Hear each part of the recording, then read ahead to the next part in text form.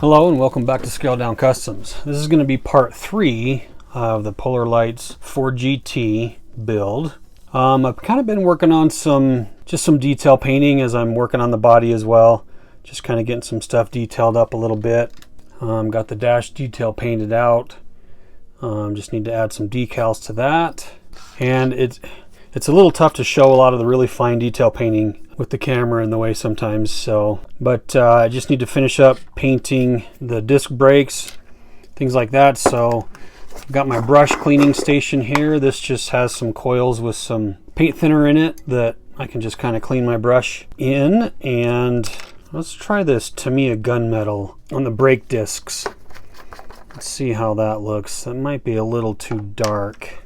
In fact, that might be the same color, because this is kind of a gunmetal on the rim as well. So let's just try a little bit and see how that looks.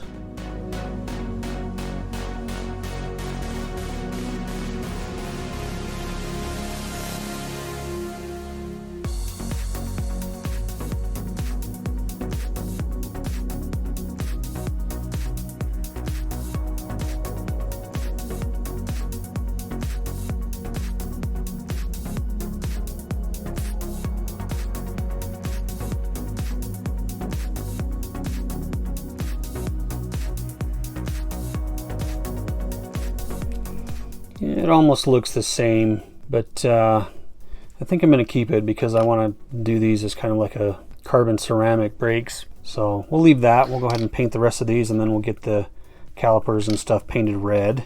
But yeah, I could mask these off, try to mask them and use the airbrush. Sometimes when there's a lot of detail, and sometimes it's just easier to hand paint them and just go with that.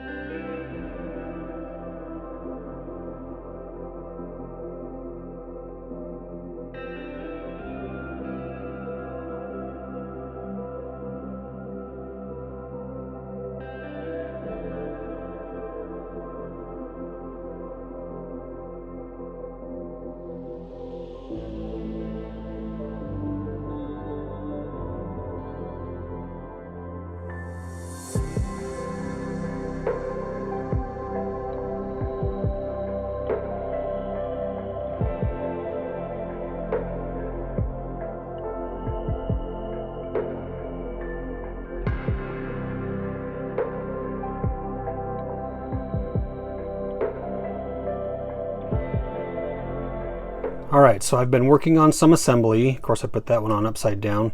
I always have to do something backwards a little bit, but so I didn't realize this at first, but this is a snap tight kit.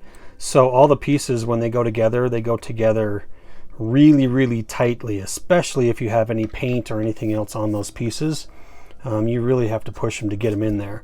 But anyway, working on some detail painting, some decal application as I've been waiting, and working on the body as well. So I have that back up into its previous state of paint with the decal applied. That's the only decal I'm going to be applying.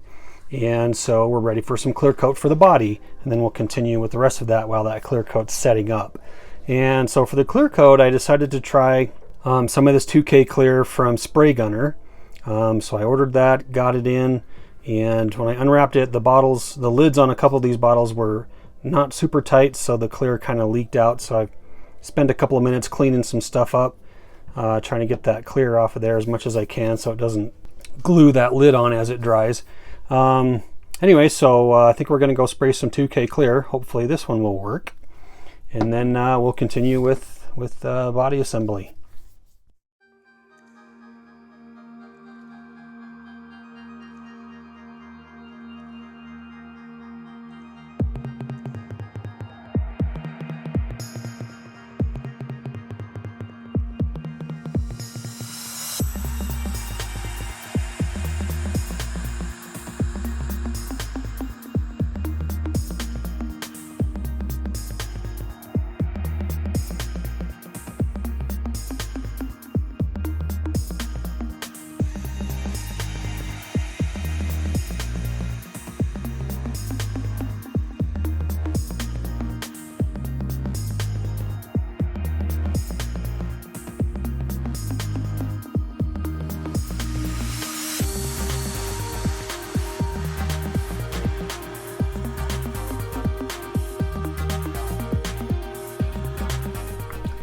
All right, so I got 3 coats of the No Name brand from Spray Gunner, 2K clear on there, and that's looking really, really good. I got a little blow through right on there on the spoiler. So the first time I masked, I used just the Tamiya masking tape, which I really like, but the second time I cleared it, I used some of this Tamiya vinyl tape, which I like because it comes in some, so this is the thickness that I used for those stripes. I just laid it right on. But what I noticed is it gave me a little bit more of a ridge than the masking tape does. Yeah, sometimes it doesn't stick down as quite as good, and so I think that's why I got that little bit of blow through. Plus it's just kind of hard for it to stick on some of those curves and stuff. But anyway, so just a couple of differences between those tapes. So I'm going to keep this thing, I'm going to let this thing cure for a couple more days. So we'll keep moving ahead with assembly on some of the other parts, and then we'll come back to the body. Because as you can see, I always get dust spots in there, so I've got a little tiny bit of sanding and polishing to do just to get some of those dust spots out. But that clear looks really, really good, and I really love that red on there, that Ford Ruby red. I just love that color. Anyway, let's put this in the dryer and keep moving ahead with assembly. So like I said, this is a snap together kit, so you don't need glue. You can just kind of press the parts together because, like I said, you really have to press them together. But I like to use just a little bit of glue anyway, just to make sure they don't come apart later on. So just something I like to do.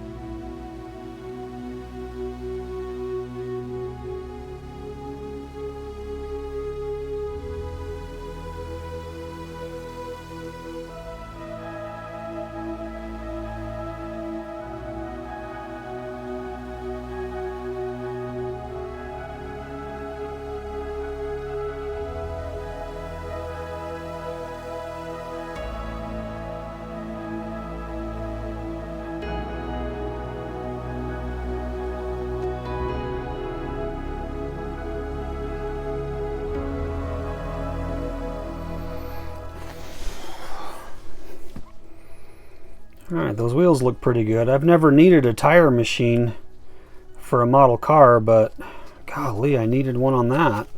God, you really have to put a lot of pressure on these parts to get them to go together. which I don't like doing with plastic because stuff starts cracking and breaking and popping off. And anyway, so coming along, I think we're pretty much ready to start putting body pieces together and mounted. So as soon as that's done drying, we will get the body prepped up and ready for final installation.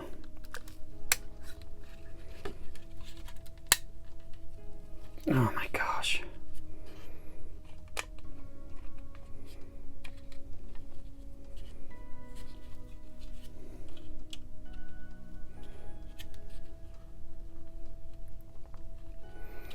All right, okay. Bodywork. All right, so here's what I'm gonna do. I'm gonna go ahead and get this video wrapped up. I didn't realize how long it was until I got editing everything and kind of was just showing you how much I was fighting with every piece. I guess I could have, looking back on it, I could have probably snipped off some of those mounting points and then just glued it right to the part it's supposed to go to rather than forcing them together. So that's one option. So anyway, I'm gonna get this video wrapped up while we're waiting for the body to dry, and we'll work on body work and final assembly for the next video. So I'll get this thing wrapped up and sent out, but I think that'll do it for this video. So thanks for watching, guys. We'll see you on the next one.